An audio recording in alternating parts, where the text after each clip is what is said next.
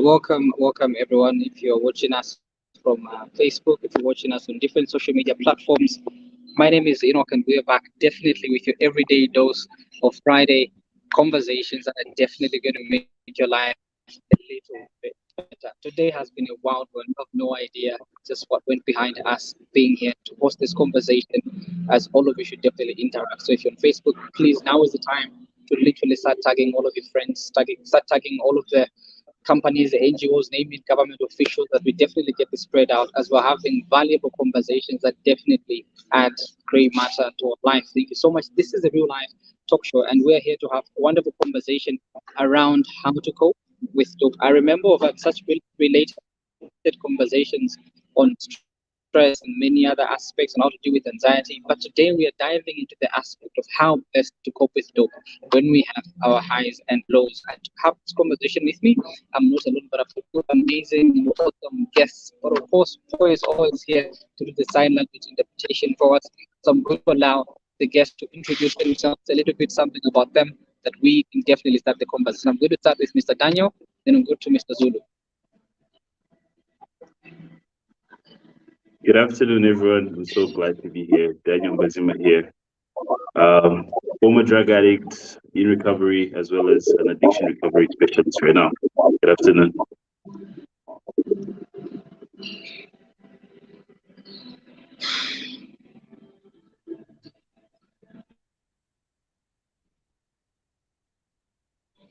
I guess it's my turn. Mr. Zulu. Oh, all right. Good afternoon, Yes. viewers and everyone watching us from different platforms. My name is Mitchell Zulu, the former drug addict, and looking for interactive session today. Thank you. Interesting to actually have Mr. Mitchell Zulu and Mr. Daniel on this platform. I'm very confident we're going to have a positive conversation. I was actually just saying before we actually started the live broadcast to Mr. Daniel that there was someone who reached out as soon as we're doing our ads for the show today, that there was someone that Mr. Daniel had a positive impact on in terms of recovery. And that's a very good note to actually hear. I hope the action devotion. So like I said, if you're on Facebook, if you're on other social media platform, you can do is keep sharing the link, keep inviting you to come and watch us, that we definitely have this conversation today. And just to get started, I think all of us would love to know how we best define our highs and lows, because at definitely a particular point in time, we find ourselves either, prone to substance abuse, many things like that. But how about how best can we define our lives' highs and lows, and how best do we start by defining? So I'd love to hear from Mr. Mitchell Zulu on this definition of highs and lows. I'm pretty much sure all of us have experienced a point in time when we are in the situation where life is all good, life is all okay, and also a point when life is not exactly going as it is planned. So how best do we define these critical aspects of highs and lows? I'll ask Mr. Mitchell Zulu, then Mr. Daniel can add a note too.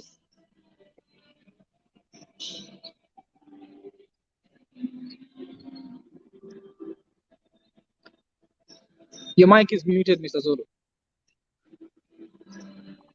Oh, I'm Sorry? saying your network is tripping. Maybe try. Your network is tripping. Try to repeat the question. You're asking for the question again, yeah?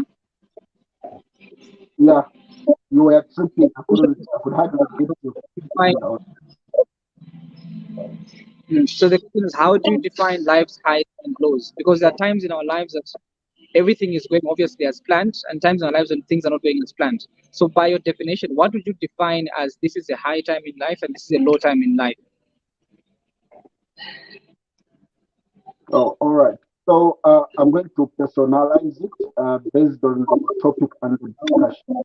So for me, times in life where you feel the support you need, surrounded by the people that really matter, they respect you, and in the low moments when you feel alone, no one to support you, been given a definition, for example, in society, in regards to us that by then were drug addicts, you find that the whole community, they just define you as a person who never make it in life. Like there's no one to help and you feel wasted. So to me, those are very low moments. So that's my definition. Thank you. Yes, I would love to hear from Mr. Daniel on um, as you add your notes to what you define the high and the low, and also I'd love to hear your thoughts on the aspect of has there been any particular point in time when you experienced a high and a low, and how did you navigate that situation without going for substance abuse? Okay, so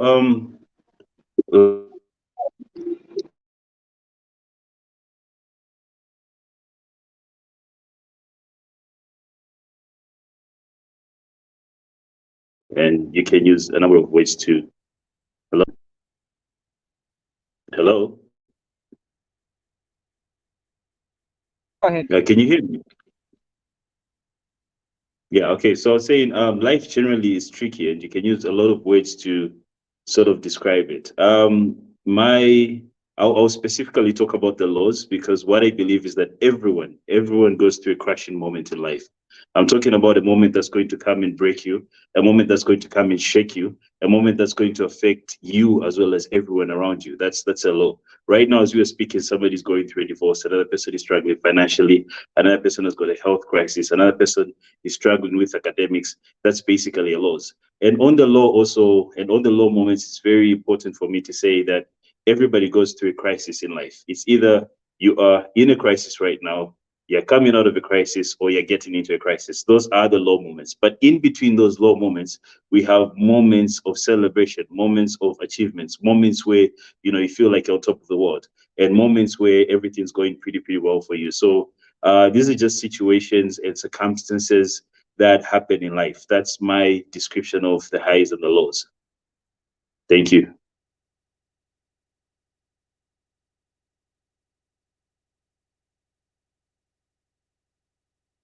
Or getting out of one, or or you're preparing yourself away. I think that's rather a very good perspective. I would love to hear from Mr. Micho Zulu. Was there a time that you experienced a low moment, and how exactly did you navigate through that moment without resorting to substance abuse? Oh, thank you so much. So yeah, there were actually many moments, but I think I'll pick out on the most dense one that really affected me and made me feel like actually resorting into drug abuse was actually part of it. So there was a time when at home, um, I actually passed to go into grade 9. Then my uncle was like, since you passed to go to a boarding school, Namwala, to be specific, it was like, we do not have enough resources to take you to a boarding school. So go and look for a school yourself. So I had now to start struggling, walking on foot to look for a school, even when I had made it.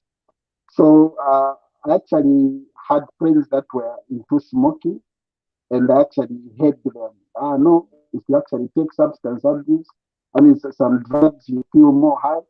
And behold, I tried, but I think I really messed up a lot. It wasn't a good thing. There was that time we went stealing, we even fought. The next day I wake up, I was actually in sales, and at home they didn't know. So the only way that I did was to actually avoid bad company. So that low moment, I actually avoided my friends, and I had to seek help from our matron by then in Mazabuka, who was in charge of the youth friendly space. So a lot of lessons actually took charge back then. Thank you. That's very interesting to actually hear. I think that situation most people would actually also experience it. Where we're at a point of going to a next stage, and funds are just not ready available at the time. Maybe the economy is hard and things are not exactly going our way. I must confess that's a very innovative idea of not exactly keeping up bad company, because most of the time we find comfort in our friends and we find comfort in the people around us.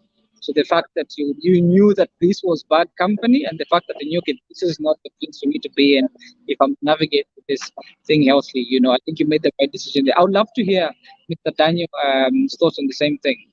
A point in life when it was a low for you, and how you navigated that point. Um, the I think the lowest point that I've ever had ever since I stopped abusing drugs and alcohol was the time that I lost my brother. It was it was a sudden death.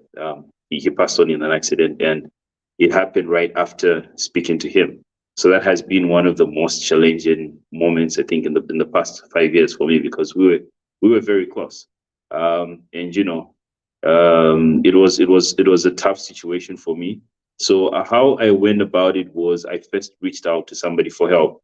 I sought therapy. I'm the type of a person where, because of my past, I got to a moment where I realized, especially when I was abusing drugs, I got to a moment where I realized, I said, you know what, look, my intellectual abilities and my smartness and my intellect has gotten me to this point where I'm dealing with stuff using drugs and alcohol. So it's evident that there is a problem. So what I did is I brought somebody on board, somebody that I reach out to every single time whenever I have something that's really challenging and whatnot. So I sought a lot of therapy during that moment, and I did a lot of praying as well. So I like to say you need Jesus and the therapist as well. You talk to God while you talk to man as well. So that was the most challenging moment for me. And every time I encounter a law, I talk to God and I talk to man as well. So that was something that really, really helped me. That's absolutely very interesting. The fact that you brought up God as a place to run to and seek comfort and direction. I think I'm actually in particular interested in the aspect of therapy. I'm going to ask Mr. Micho Zulu and you as well to just give a commentary on this, because not so many people nowadays can access therapy. Not so many people have access to therapy, and we go through low moments, and obviously professional help will go a very long way in us ensuring that we reach our mindful balance. So aside, if one person is going to be low in life and they don't have access to therapy, specialized therapy, because obviously therapy comes with a cost, what creative means and ways would they use, or find interesting for them to put some kind of innovation that they are back into their normal mental state without them exactly into a low point? Because therapy, I think, comes at a cost. But aside therapy, what can they do? We'll start with Mr. Zulu, then go to Daniel. All right, so I'm just going to share for now, maybe just two, so that I can give room for my colleague to also mention a few. So I have the privilege of a therapist, a professional therapist. So what I did was, the first thing I did was to reflect on my addiction. Without this addiction, what can I achieve? Those were the questions that I asked myself. So every person who is into an addiction, they know to say it is bad. And if they're going to be assertive about it and try to make a change, that's the first move. So the first thing was to reflect on the addiction itself, then list out the negative effect in terms of the scandals that I had done during the addiction. Then the second one was I call it the residential treatment. So that's an individual therapy one. Then secondly, the group therapy, like the youth-friendly spaces, those things really, really help.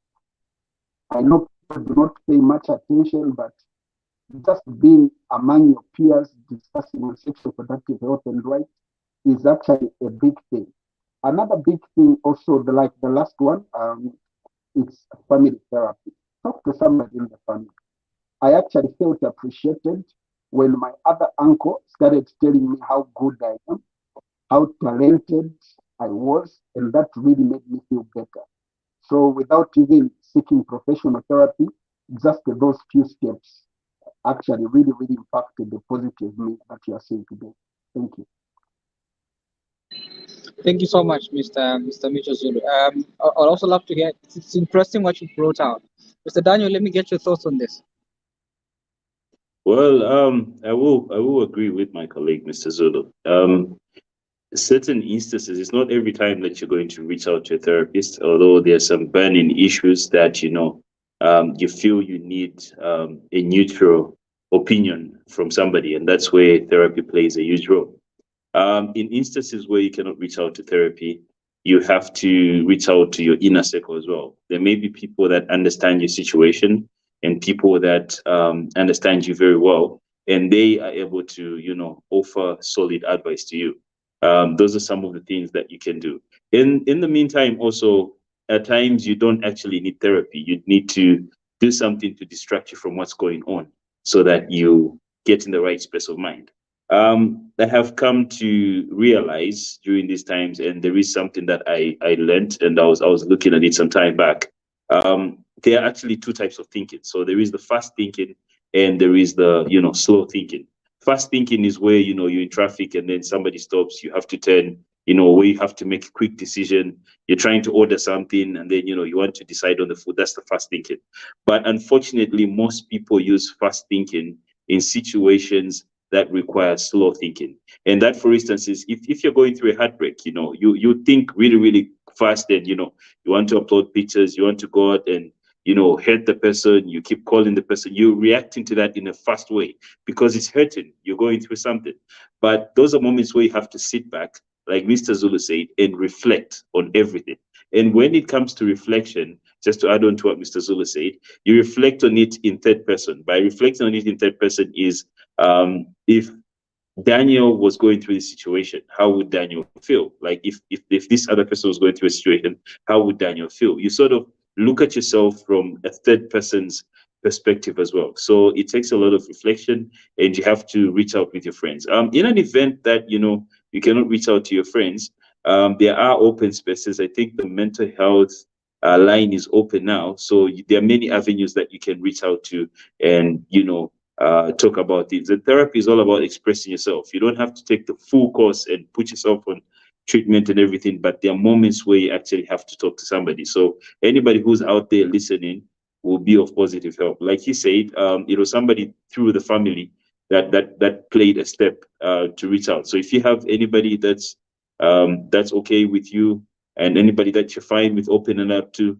that in itself can help. But where you require professional help, that's when therapy comes in.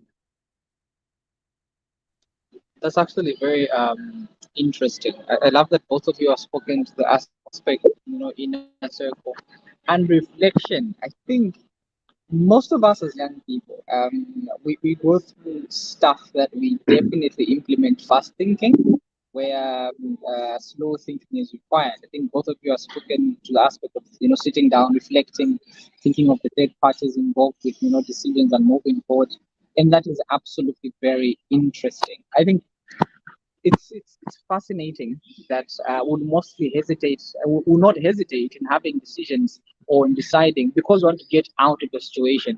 And I'm now also interested in listening to what the viewers are actually thinking on how best someone can actually cope with dope. So if you're listening to us right now, if you're watching us, wherever you're watching us from, Livingston and so many other areas, comment in the comment section on how best you think it's a healthy way for you to handle your lows in life, because we've all been them, we've all been in them, and we've all experienced them.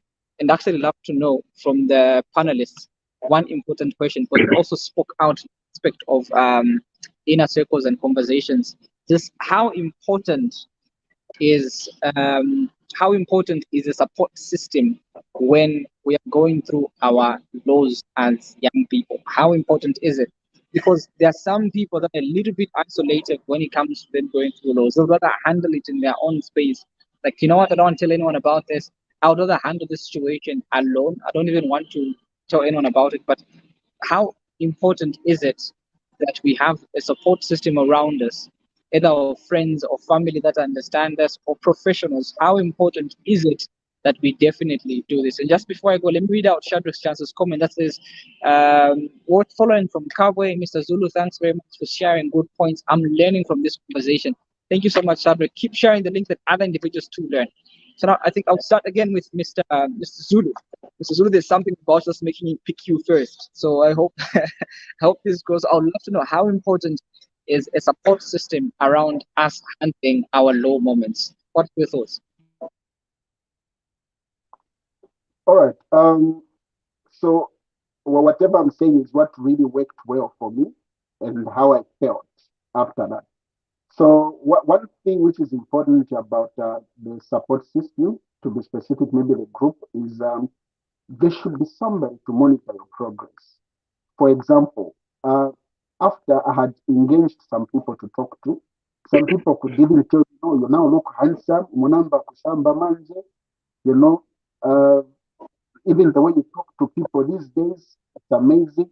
They are helping you measure the progress and to see the better side of life than you were in.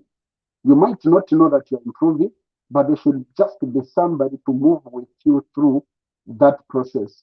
And also, just opportunities. If people knew that you were a drug addict, as I'm speaking to you now, I'm actually working in a very reputable organization with a very higher position.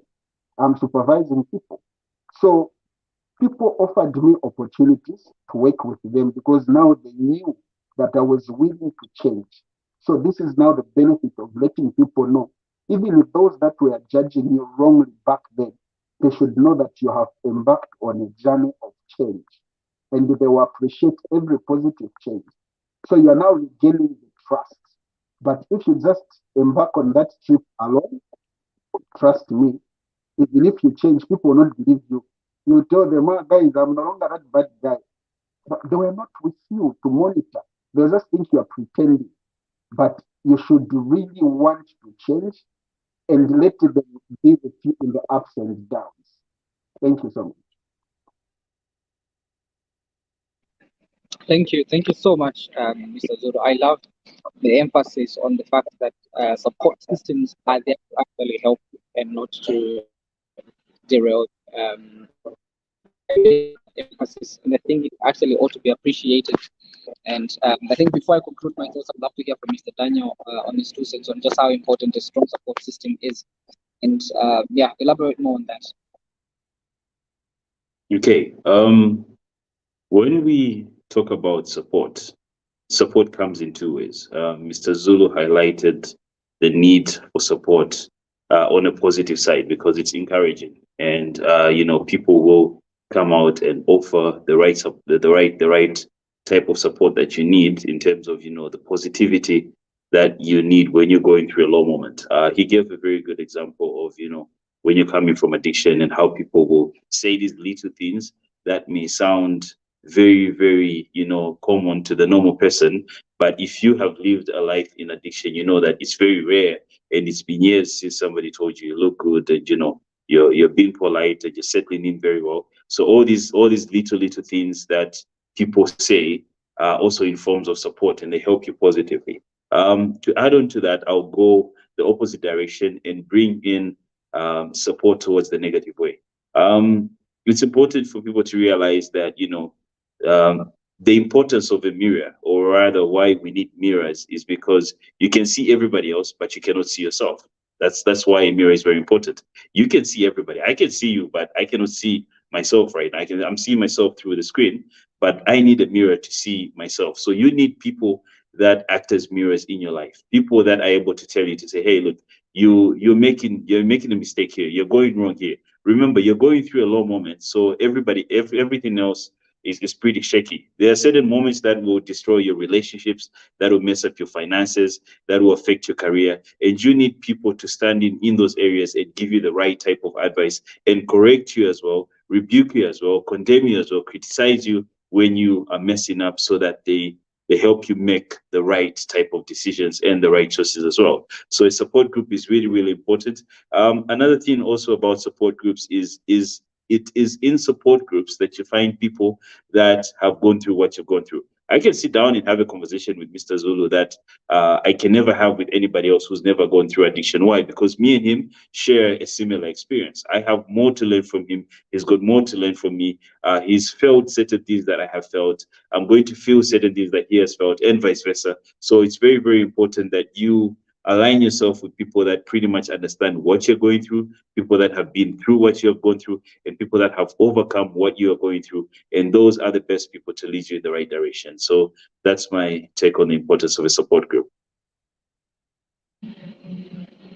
Well, thank you so much, Mr. Daniel. I absolutely appreciate how the conversation is going in sync with thoughts and opinions, both from Mr. Zulu's end and from Mr. Daniel's end.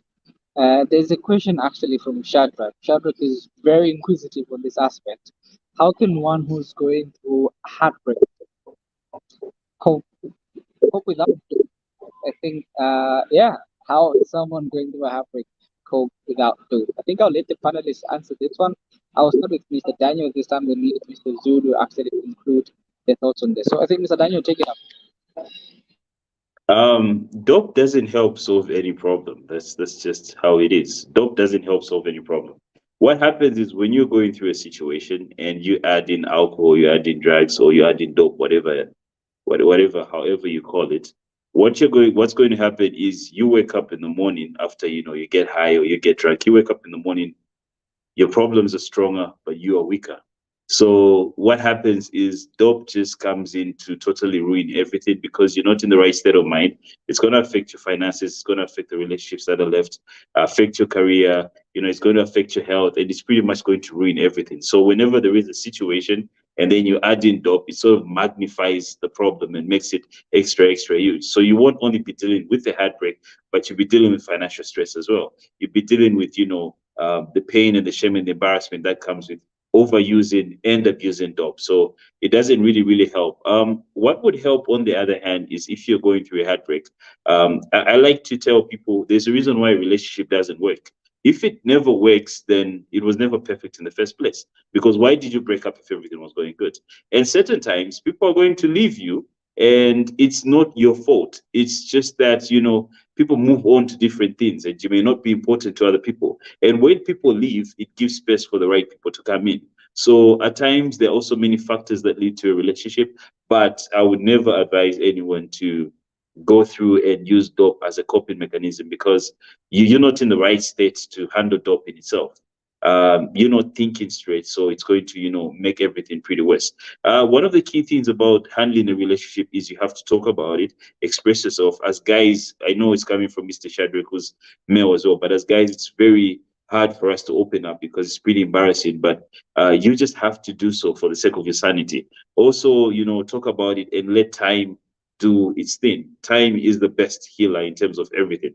It's hard because it hurts. I mean, you give time, you give experience, you give affection. So it really, really is going to hurt. But then you have to find other healthy coping mechanisms of how to go about through it. And the best way is to analyze your relationship, and you'll be able to see why you got to the point of having a heartbreak.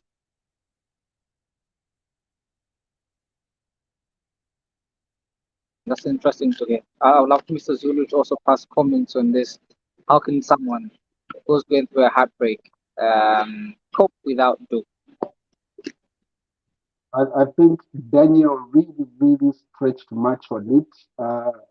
Just in conclusion, I would say in every disappointment, there is an appointment. In as much as there is a disappointment in every appointment.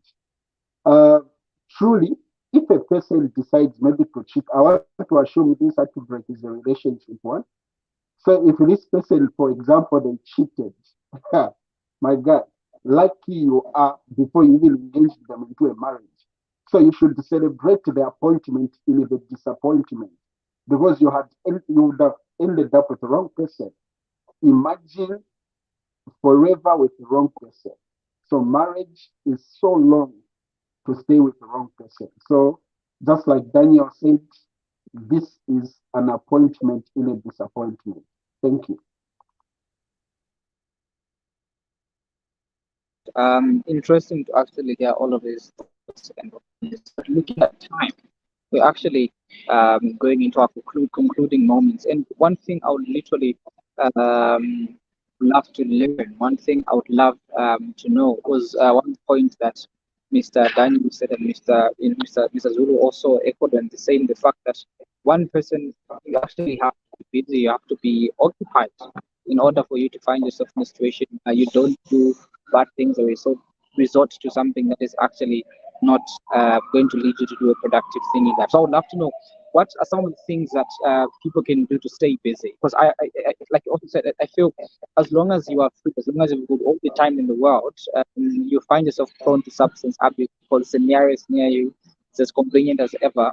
But there are these things that we can actually do to keep ourselves busy. There are some activities that you may actually do to distract yourself. Because you spoke also about the fact that you need a distraction at times, not just distract yourself in a positive manner, not in a negative manner. So I would love to hear from both of you on the activity that individuals can do as a means of coping from low moments in life. We'll start again with Mr. Daniel and let Mr. Zulu finish. Okay, so there are a number of activities that a person can do for them to handle their lows and for them to move about life without resorting to them. I'll give an example of my own personal experience. I struggled with addiction for quite some time, so I lost touch with reality for a very, very long time. So what I had to do was change my habits. And in changing my habits, because drugs and alcohol controls the places you go to, the people you mingle with, and what you do. So all that had to change. So when the places that you go to, the people you mingle with, and what you do changes, it means you're totally changing your life. So some of the things that I told myself to do was I identified areas that needed more exposure for myself, because I was living a life, back in addiction. So I started doing things such as, going for movies, going to the mall. I watch at least a live soccer match every month, because the thought of being and the feeling of being in a stadium surrounded by happy people just makes me excited. I started going to watch, boxing matches. I work out at the gym. I started going to, places such as Mundawanga, Kalimba Farms. Those are pretty cheap places. I mean, Kalimba Farms is 100 kwacha to get in. Mundawanga is just about 30 kwacha just to see animals and all that stuff. So I look for these cheap things, not really cheap, affordable things that really help me. I attend a lot of mental health events. I follow this program. I watch, the guests that you people have had in some time, and it's very, very insightful conversations that happen here.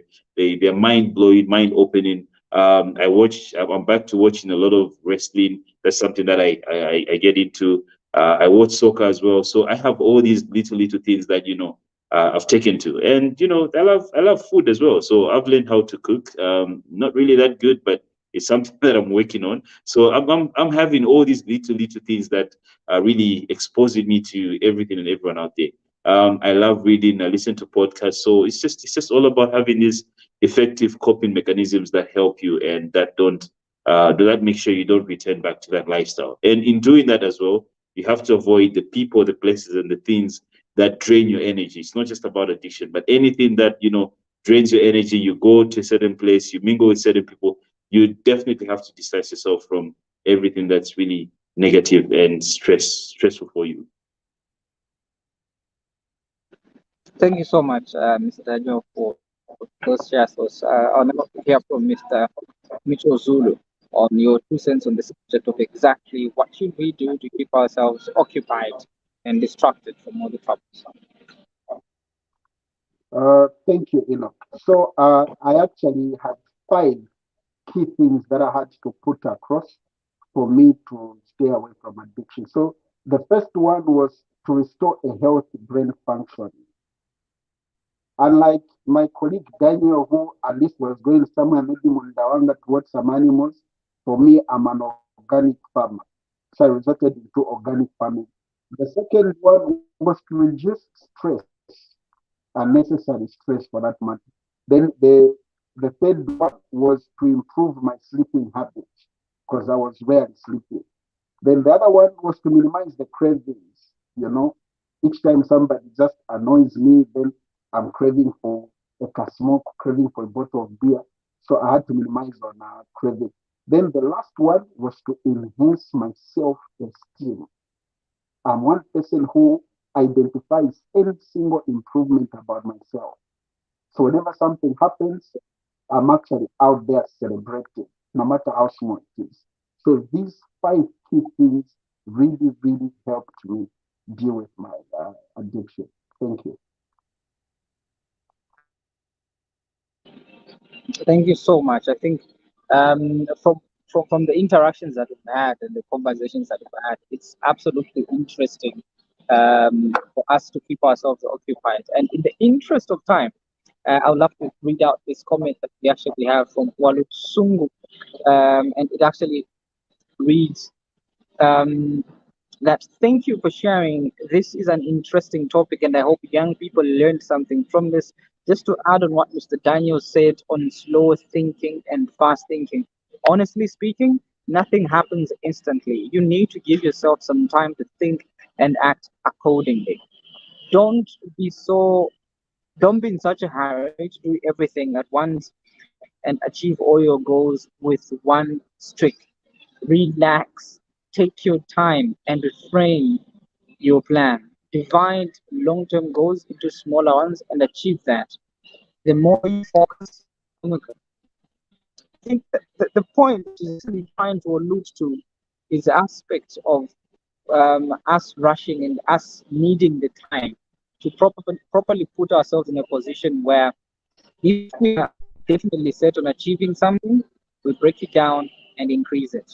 Then we have a question: at what level can one stop feeling addicted to substance abuse? I think this, as my panelists answer this question, I'm also going to allow them to respond to another question in ending, which is what would be your advice to someone who's currently facing a situation where they're in a low and they probably don't know what to do, they don't know what the right thing is.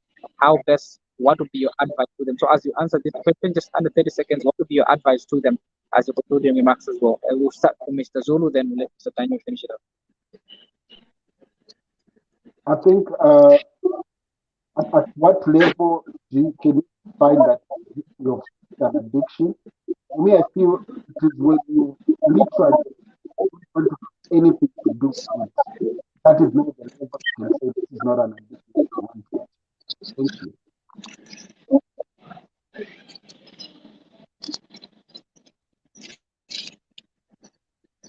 Mr. Daniel?